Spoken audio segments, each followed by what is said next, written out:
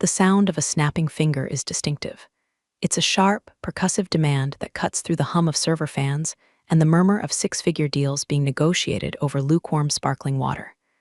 When it happens within 3 inches of your ear, it's not just a sound, it's a declaration of war. Hey, IT girl. Earth to IT girl. I didn't look up immediately. I was currently staring at a complex schematic for a Phase 3 fiber optic reroute that was supposed to ensure the 37th floor didn't melt down during the upcoming summer heatwave. My finger was tracing the line where the redundant cooling loop intersected with the primary server annex.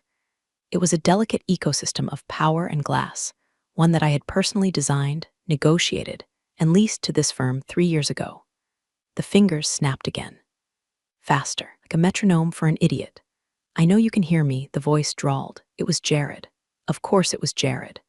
Jared was 26, wore a fleece vest that cost more than my first car, and had the job title of Director of Visionary Ops, which, as far as I could tell, meant his daddy was the vice president of the holding company. I finally turned my swivel chair. "Can I help you, Jared?" "The Wi-Fi," he said, gesturing wildly at the glass-walled conference room behind him, where 5 other guys in identical vests were staring at a frozen Zoom screen. "It's lagging. We're pitching the Series B guys in 3 minutes. Fix it." I took a slow breath. I am a 45-year-old woman in a tailored blazer. I do not wear a lanyard. I do not have a walkie-talkie clipped to my belt. I was sitting at the conference table because the light was better for reading blueprints, not because I was waiting for a help desk ticket. "I'm not IT, Jared," I said, my voice level. "I'm reviewing the infrastructure specs for the renewal. If you're having latency issues, you need to submit a ticket to the portal." Jared laughed. It was a harsh, barking sound. "Excuse me, I don't submit tickets. I tell people to do their jobs. You're sitting here with a laptop, aren't you? Fix the router, reboot the whatever. Just make the internet work." "I am busy," I said, turning back to the schematic. "And I don't have admin access to your local VLAN." That was the wrong thing to say, or perhaps the perfect thing. Jared slammed his hand down on the table, rattling my coffee cup. The entire open plan office went silent. The marketing team lowered their phones. The developers stopped typing. "You know what?" Jared shouted, his face flushing a blotchy red. "I am sick of the attitude from the support staff in this building. My father pays a fortune for this lease. I can't even get a stable connection. You're useless. You're actually useless." He pointed a finger at the door. "Get out. You're fired. I don't want to see you on this floor again. I'll have HR send your final check." "Go," I froze, not out of fear, but out of sheer scientific fascination. He was firing me. He actually thought he had the authority to fire me. Speaking of authority and making smart moves, if you're enjoying this disaster unfolding, me a favor and hit subscribe or drop a like. It helps the algorithm know you enjoy watching entitled executives implode. Thanks. I looked at him. I looked at the silent office watching us. I looked at the folder under my hand, the one containing the lease renewal addendum that was the only reason his Visionary Ops Center had power redundancy. "You're firing me?" I asked, just to have it on the record. "I'm firing you," Jared spat. "Get your shit and get out." Now, stood up. I didn't argue. I didn't explain that I wasn't an employee of Next Gen Synergies, but rather the independent infrastructure overseer for the entire Skyline Tower. I didn't mention that the IT girl he just screamed at held the master key to the building's neural network. I simply closed my laptop. I capped my pen. I picked up my leather folio, leaving the unsigned renewal contract sitting in the center of the mahogany table. "Understood," I said calmly. "Good luck with the Series B pitch, Jared." I walked to the elevator. I could feel 60 pairs of eyes on my back. I didn't rush. I pressed the button, waited for the chime, and stepped inside. As the doors closed, I saw Jared smugly high-fiving one of his vest buddies, thinking he had just asserted dominance. He hadn't asserted dominance. He had just severed the artery keeping his business alive. He just didn't know it yet. The elevator ride down to the lobby was smooth. Skyline Tower prides itself on its elevators. High-speed, whisper-quiet, serviced weekly. I know they're serviced weekly because I sign the vendor invoices. I stepped out into the lobby, the cool air conditioning hitting my face, and nodded to the security chief, grim-faced Larry, who was monitoring the camera bank. "Afternoon, Miss Tess," Larry grunted. "Everything good on 37? "Not anymore, Larry," I said, offering a tight smile. "Not anymore." 10 minutes later, exactly enough time for me to walk to the coffee shop across the street, order a double espresso, and sit by the window. The chaos started upstairs. I wasn't there to see it, but I didn't need to be. I knew the script. I had written the stage directions. Up on the 37th floor, Marcus, the building manager, walked out of the service elevator. Marcus is a good man. He's 60, wears suits that are slightly too large for him, sweats profusely when things go off script. He was carrying a notary stamp and a bottle of champagne. He was there to celebrate the signing of the 10-year lease extension, a deal I had spent 6 months negotiating with the VP, Jared's father. Marcus walked into the glass-walled conference room. He saw the folder I had left on the table. He saw Jared and his team, still high on adrenaline and low on situational awareness. "Afternoon, gentlemen," Marcus boomed, trying to be jovial. "Where is she? Where's Our Lady of the Hour? We've got ink to dry." Jared spun around, looking annoyed. "Who?" "Tess," Marcus said, looking around the room. "She said she was setting up in here.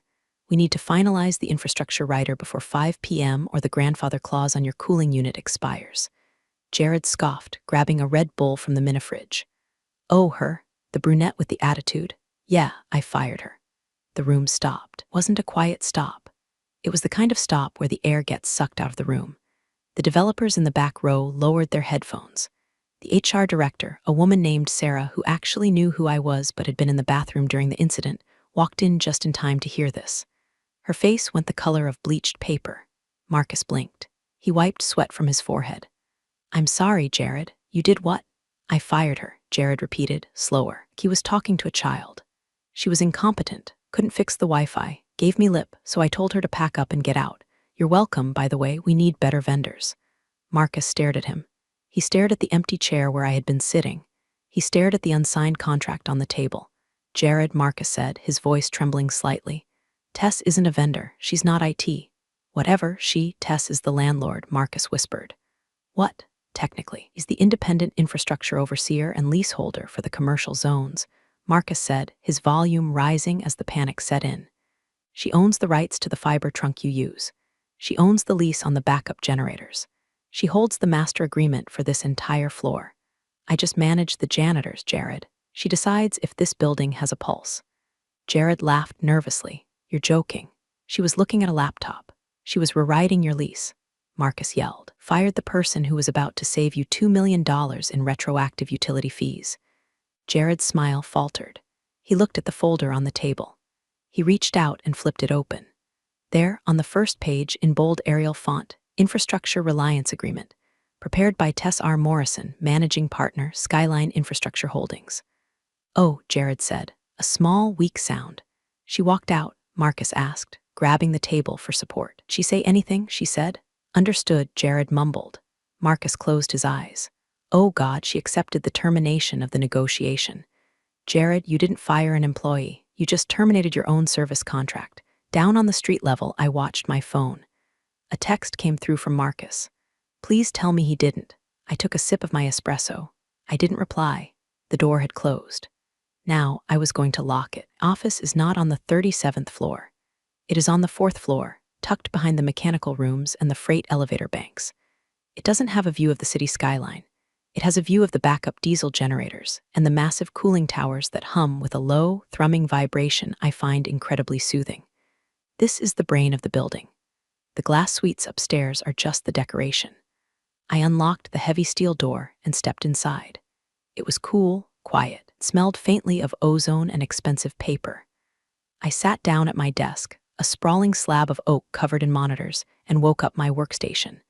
I didn't feel angry. I really didn't. Anger is inefficient. Anger is messy. What I felt was a profound sense of obligation to the terms of the contract. Jared had been very clear. He didn't want me there. He didn't want my services. As a professional, I was bound to respect his wishes. I pulled the Next Gen Synergies binder from the shelf. It was 3 inches thick. I opened it to Section 14. B. Revocable privileges and shared utilities. Most tenants assume that when they rent a floor, they get everything. Water, power, internet, air. But Skyline Tower is an old building retrofitted for modern tech. The base lease covers 4 walls and a ceiling. Everything else, the high-speed fiber, the dedicated HVAC loop for the server room, biometric security access, those are add-on amenities provided by my company, essentially subleased to the building management to offer to tenants. Jared had just fired the provider of those amenities. I open the building management software. My access level is root administrator. Step 1, the elevator priority protocol. Next-gen Synergies paid a premium for VIP lift access. It meant that when a keycard assigned to their floor swiped in the lobby, one of the 6 elevators would immediately prioritize their call. It shaved about 4 minutes off the morning commute. I found the clause. Contract status, negotiation terminated by tenant. I clicked the checkbox, revert to standard access. Now they were just like the call center on the 8th floor. They'd wait in line. Step 2, the freight elevator. They had a shipment of new servers arriving on Tuesday. I knew this because I had approved the dock schedule. However, access to the heavy-duty freight elevator requires a digital token issued by the infrastructure overseer. I revoked the token. When that truck arrived, they would have to carry those racks up the fire stairs. All 37 flights. Step 3, the climate control. This was the big one. The building's central AC keeps the offices at a comfortable 72 degrees. But a server room generates massive heat, needs a dedicated chilled water loop to keep the equipment from frying. That loop is my property. I pulled up the HVAC schematic. The flow to suite 3700 was currently set to high priority/subsidized. I typed in a new command, set to base building standard. The valve actuators on the roof would take about an hour to close. By tomorrow morning, their server room would be a sauna. I wasn't breaking the law. I wasn't sabotaging them. I was simply removing the services they had explicitly stated they no longer wanted from the IT girl. My phone rang. It was the landline. Only 3 people had this number: the building owner, the fire marshal, and the head of legal for the property management firm. It was the legal counsel, Brenda. Tess, Brenda's voice was tight. I just got a frantic call from Marcus. He says the VP's kid fired you. He did, I said, putting the call on speaker while I navigated to the security badge database. Publicly, with witnesses, he terminated our working relationship. Jesus, Brenda sighed. Okay, what are you doing? I'm adhering to the termination, I said. I'm rolling back the uncontracted amenities. I can't provide services without a signed liability waiver, Brenda. You know the insurance rules. If his servers melt and I don't have a contract, I get sued. I know, Brenda said. Not asking you to stop, I'm asking. How bad is it going to get? I looked at the monitor. I was hovering over the biometric bathroom locks tab. Well, I said, I hope they like using the public restrooms in the lobby. Understood, Brenda said. I'll draft the liability deflection. Have a good evening, Tess. You too, Brenda. I pressed execute. The beauty of infrastructure is its invisibility. When it works, you don't know it exists. You walk through a door, it opens. Breathe air, it's cool. You flush a toilet, it works. You assume these are natural laws of the universe, not services rendered by a contract. On the 37th floor, the laws of physics were changing. It started small. Around 3:30 p.m., the smart glass in the executive conference room, the stuff that frosts over for privacy at the touch of a button, stopped responding. It reverted to its default state, transparent. Jared was in the middle of a private yelling match with his logistics coordinator, and suddenly, the entire office could see him pacing and gesticulating like a mime in a glass box. I watched it on the security feed. It was like silent theater. Then came the biometric locks. The interior doors of their suite, separating the developer bullpen from the executive wing, were secured by fingerprint scanners. Those scanners routed through my local server. I disabled the account. The doors didn't lock permanently. That would be a fire hazard. Instead, they failed safe. They popped open and refused to latch. Suddenly, the exclusive executive wing was open to everyone. The junior interns wandered in, looking confused. The noise from the sales floor, the ringing phones, the chatter, flooded into Jared's sanctuary. But the real panic set in at 4:15 p.m. I have a dashboard that monitors tenant tickets. Usually, these go to the building management, but because the infrastructure is mine, I get a CC on anything tagged critical. Ticket #9942, server room temp alert. Current temp, 78 degrees F, rising. Ticket #9943, bathroom access denied. Exec washroom keycards not working. Ticket #9944, internet flickering. Packet loss 40%. Jared had called me IT. He didn't understand what IT actually ran on. The fiber trunk they used was a split line. Without my prioritization code, their massive data packets were now fighting for bandwidth with the dental call center on the 8th floor. The dentists were downloading massive X-ray files. Next-gen's video calls started looking like 8-bit Minecraft art. I sat in my office, sipping sparkling water, watching the temperature gauge for sweet 3700 climb. 79 degrees F, 80 degrees F. My email pinged. It was from Jared. Subject, glitch, body, hey. The AC is acting up and the doors are weird. Can you take a look? Need it fixed ASAP. No apology. No, I'm sorry I fired you. Just a demand. He still thought I was the help desk. He still thought he had the power. I didn't reply. I simply archived the email into a folder labeled Evidence of Unauthorized Service Requests. 5 minutes later, phone rang. It was Marcus again. Tess, he's screaming in the lobby, Marcus whispered.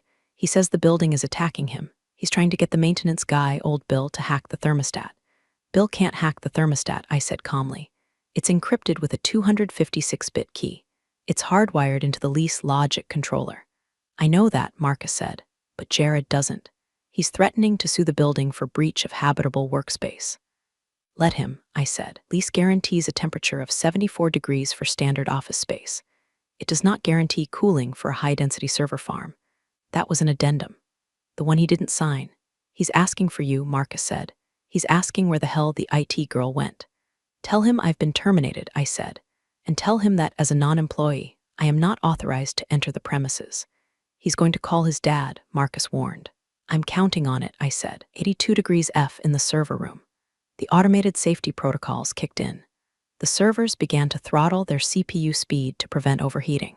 The Series B pitch deck they were trying to upload, it was now moving at the speed of a 1998 dial-up connection. I checked the freight elevator camera.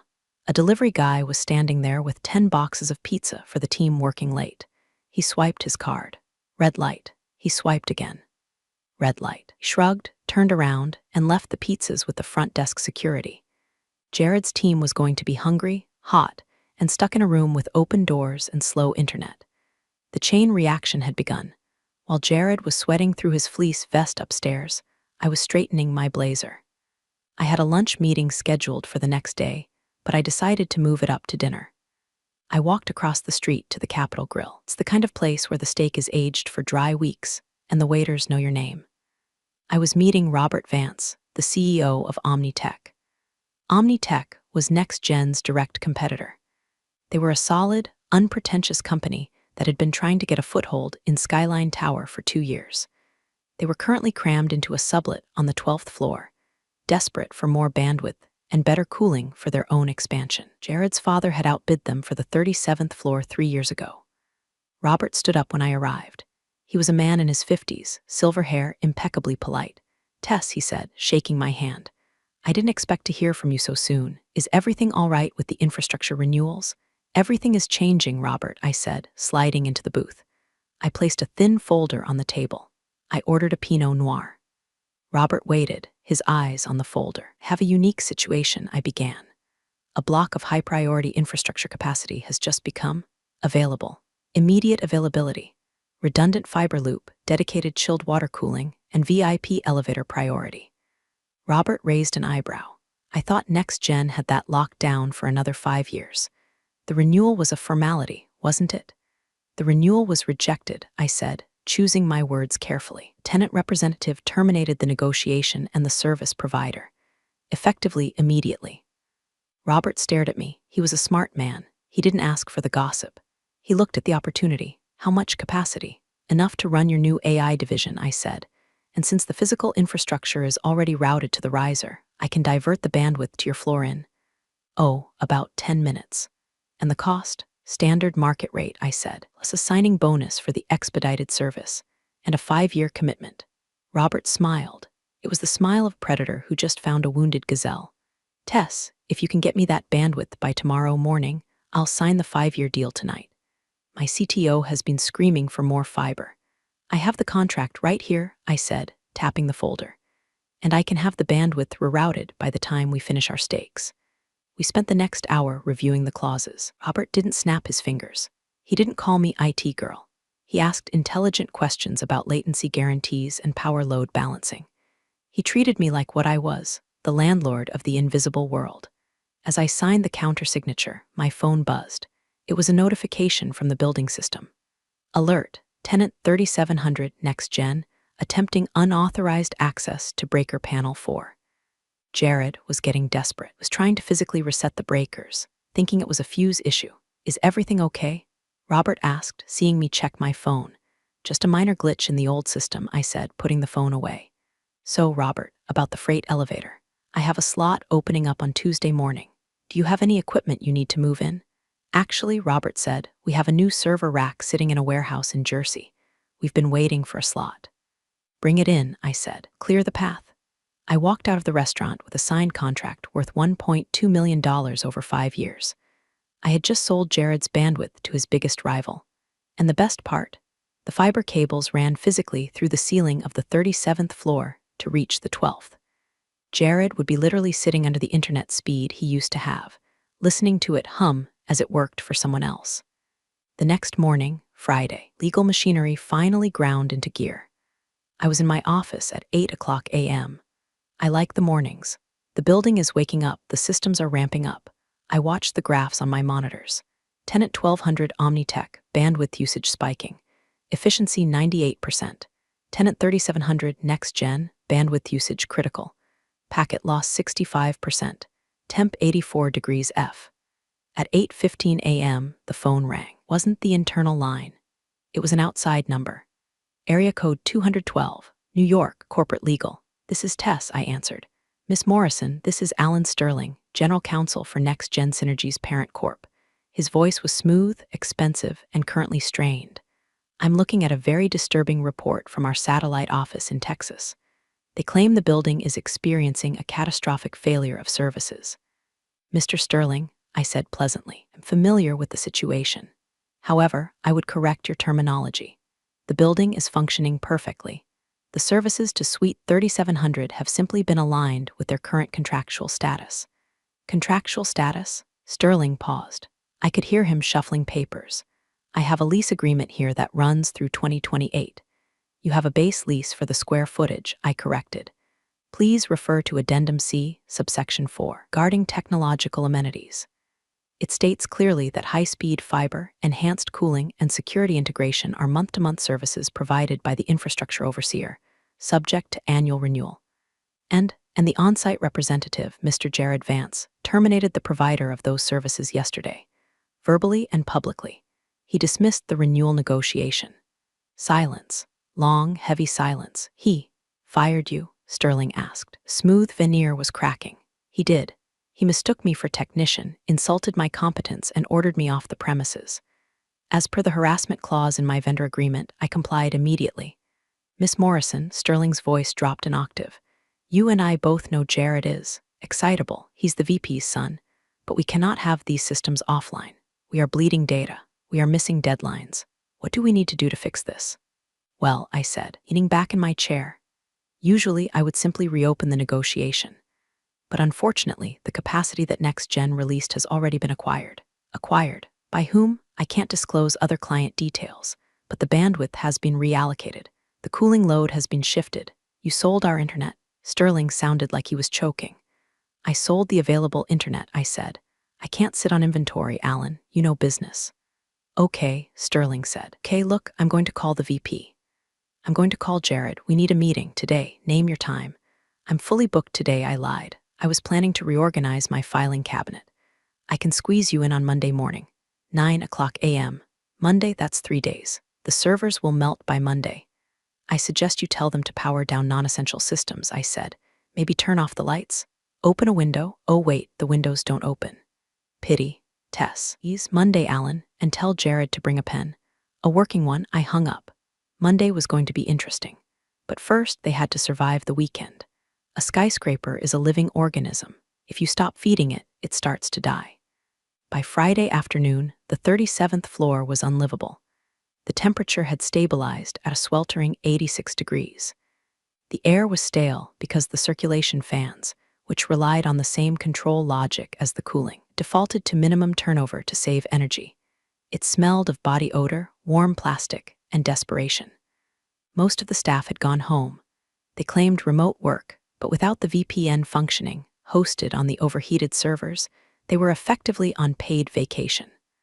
Only Jared and a skeleton crew remained, trying to salvage the servers. They had brought in portable fans from Walmart. It was pathetic. Little white plastic fans buzzing against a wall of industrial heat. I went home for the weekend. I gardened. I read a book. I slept soundly. Monday morning, 9:01 a.m. The system goes dark phase wasn't something I triggered manually. It was an automated expiration. You see, the electronic keycards used by the staff had a rolling encryption code that updated every 72 hours via the network. If the network didn't update the keys stopped working. It was a security feature I had installed to prevent former employees from accessing the building. The update was scheduled for Sunday midnight. The network was down. The update failed. I arrived at the lobby at 8:45 a.m. It was a scene of beautiful chaos. 30 employees from NextGen were standing at the turnstiles. They were swiping their badges. Beep, beep. Red light. Beep, beep. Red light. What is going on? One of the developers yelled at Larry, the security guard. My badge isn't working. System says expired, Larry grunted, tapping his screen. Can't let you up without a valid badge. Jared was there. He looked terrible. He was wearing the same clothes as Friday. He hadn't shaved. He saw me walk in. I was wearing a cream-colored suit. I was holding a latte. I breezed past the turnstiles, tapped my MasterCard, beep, green light, and walked through. You, Jared shouted, lunging over the velvet rope. Larry stepped in front of him, massive arms crossed. Back up, sir, Larry warned. She's doing this. Jared screamed, pointing a trembling finger at me. She locked us out. I stopped and turned. The lobby was crowded. People from other companies were watching. I didn't lock you out, Jared, I said, my voice carrying clearly. Your security protocol requires a network handshake to validate credentials. You don't have a network.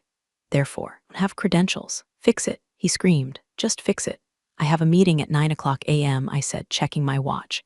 With the tenant representatives. Are you the representative? Because from where I'm standing, you look like a trespasser. I turned to the elevator. 4th floor, I said to the voice command. The door slid shut, cutting off the sight of Jared trying to explain to his own employees why they couldn't go to work. Upstairs, the 37th floor was dark, hot, and silent. The servers had finally engaged their thermal shutdown. The lights were off because the motion sensors hadn't received a keep alive ping. It was a ghost town, and I was the one holding the exorcism manual. The conference room on the 4th floor is nothing like the glass box upstairs. It's windowless, soundproofed, and lit by harsh fluorescent strips. It's an interrogation room disguised as a meeting space. At 9:00 a.m. sharp, the door opened. Marcus walked in first, looking relieved that I was taking the lead. Then came Alan Sterling, the lawyer, looking exhausted. Then came the VP, Thomas Vance, Jared's father. He was a short man, bald, with eyes like flint. He wore a suit that cost more than my annual salary. Finally, Jared trailed in. He looked like a beaten dog, but a dog that would still bite if you turned your back. They sat down on one side of the table. I sat on the other. Alone. Miss Morrison. Thomas Vance started. His voice was gravel. Let's cut the crap. We are losing $50,000 an hour. My son made a mistake. He thought you were support staff. He was stressed. We apologize. He nudged Jared. Jared looked at the table. I'm sorry, he mumbled. I shouldn't have fired you. Can we just turn the internet back on now? I looked at Jared. Then I looked at Thomas.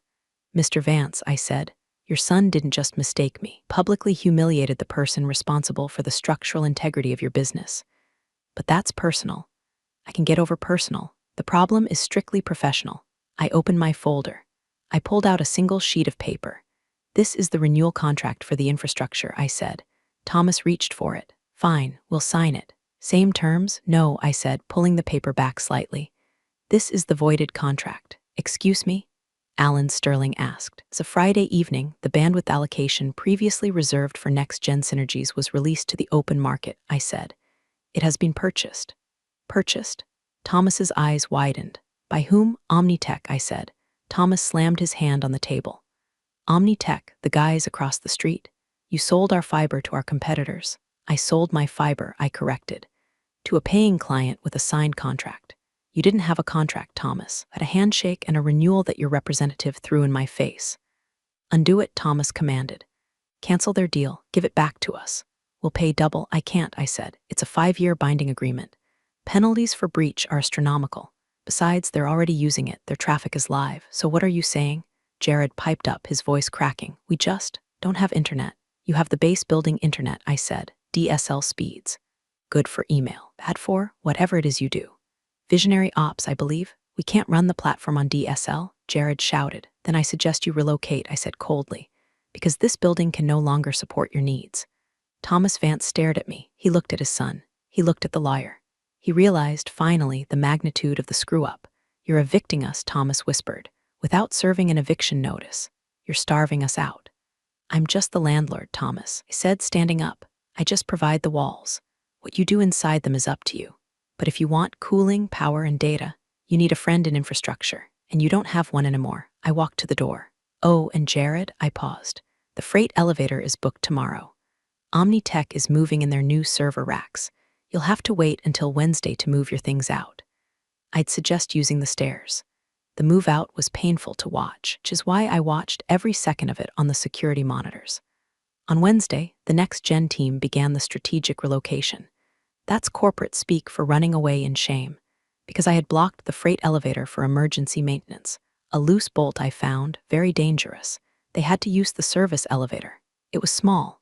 They had to dismantle their server racks piece by piece. Jared wasn't there. I heard through the grapevine. Eating Marcus told me over beers that Thomas Vance had reassigned his son. Jared was now the director of special projects at a satellite office in Tulsa, Oklahoma. I checked the specs for that office. It's a warehouse district. The internet there is copper wire. Good luck, Jared. Omnitech moved into the 37th floor 2 months later. Next Gen broke their lease, paying a massive penalty that went straight into the building owners' pockets. Owners gave me a nice bonus for aggressive yield management. Omnitech is a great tenant. They submit tickets properly. They say please and thank you. They bring donuts to the security guards. I was sitting in the 37th floor conference room again, 6 months later. Robert, the Omnitech CEO, was signing off on a request for additional power. You know, Robert said, looking out at the skyline, I still can't believe they just left. Why would anyone walk away from a setup like this? I took a sip of my coffee. Poor management, I said. They didn't understand the foundation. Well, Robert smiled. We're happy to be here. By the way, my nephew is starting an internship next week. He's a bit of a hotshot. Thinks he knows everything about computers. I froze for a second.